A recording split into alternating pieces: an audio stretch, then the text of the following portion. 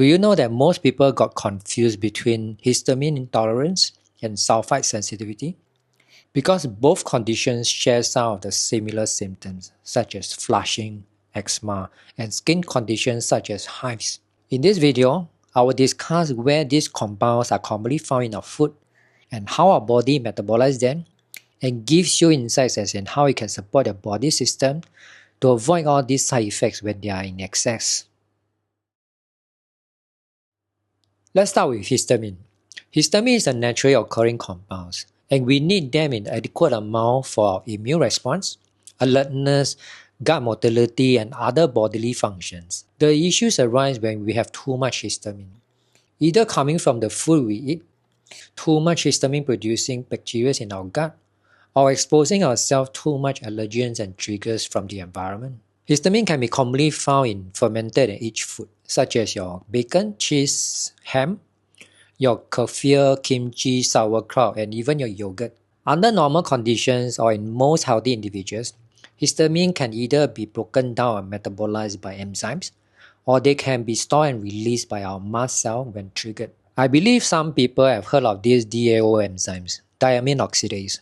It deals with histamine outside of the cells. The DAO enzyme can be slowed down by gut inflammations, alcohol, and acetaldehydes producing bacteria, such as your Streptococcus, Candida, and H. pylori. And also certain lactic acid bacteria, which can raise your histamine level. These are your Lactobacillus and Lactococcus lactis, which are commonly found in your yogurt. And you know what? If you're someone on these high blood pressure medications, the drug metformin can also slow down this DAO enzymatic function. The second gene that break down histamine, which is the major route for dealing with histamine inside the cell, is this HNMT. And it requires SAMe as a cofactor. It also requires two additional enzymes to further break down and excrete them out in the urine. And these two enzymes can be affected when there's a lot of oxidative stress, caffeine intake, and non-steroidal anti-inflammatory drug use. When HNMT is being affected, plus the two other genes that further break down histamine, and if you are someone having a lot of infections, these can also affect other pathways. That's because HNMT and COMT in a dopamine pathway, they both require SAMe as a cofactor. Therefore, when more SAMe is required by HNMT to metabolize histamine, less will be available for COMT. When there's slow metabolism of dopamine, that's when you have the effects of a high dopamine symptoms. Another minor route which eliminates histamine inside the cell is this NAT2, which helps to inactivate histamine into acetylhistamine and then excreted them out in the urine. But since NAT2 is not the primary enzyme to eliminate histamine, I won't go further into it. Histamine is primarily stored in granules within our mast cell and basophils, both of which belongs to the group of white blood cells. Then in response to various stimuli, injuries, or allergens, they get released.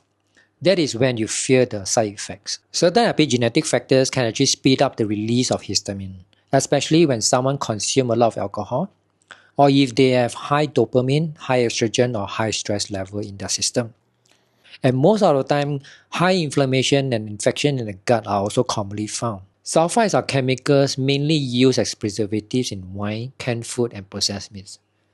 And it can also increase histamine level in some individuals. Sulfite can be converted into sulfate through an enzyme called sulfite oxidase.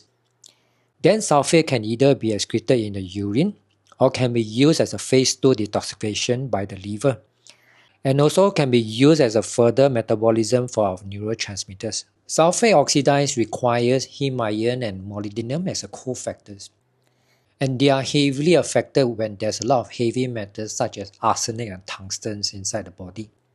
When this enzyme is not functioning well, the toxic substance sulfite will be built up in the system. This also explains why someone supplementing with NAC feels horrible, because there's too much of this sulfur metabolite building up in the system, which is very toxic.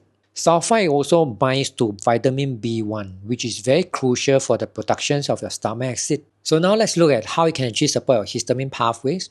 I did mention in my past video that pathways are affecting other pathways.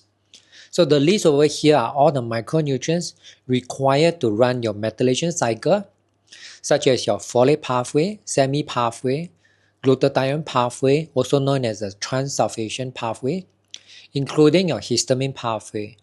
These are the micronutrients needed as a cofactor to let your pathways run smoothly. Do note that stomach acid level can also interfere with your absorption of all these nutrients.